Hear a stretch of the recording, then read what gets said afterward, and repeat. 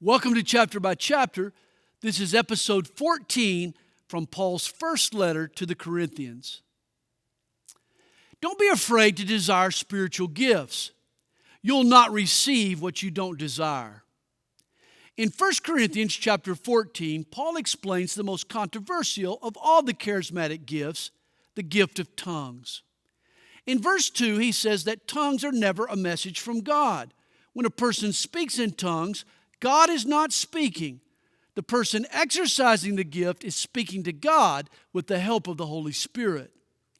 In verse 16, tongues is referred to as our giving of thanks or our praise to God.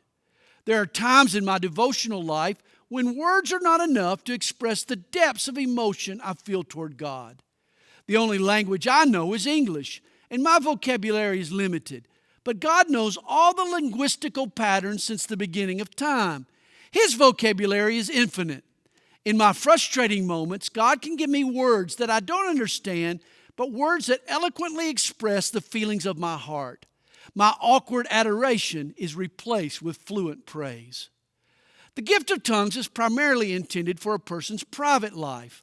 Paul exercised this gift, but not in the public assembly of the church.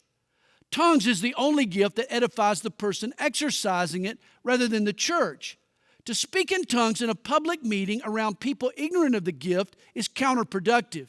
You scare off more people than you help. In private gatherings of believers, tongues can be exercised, but even then, only under specific guidelines and in conjunction with the gift of interpretation. If you're enjoying chapter by chapter, we hope you'll make a comment below. Thanks for listening.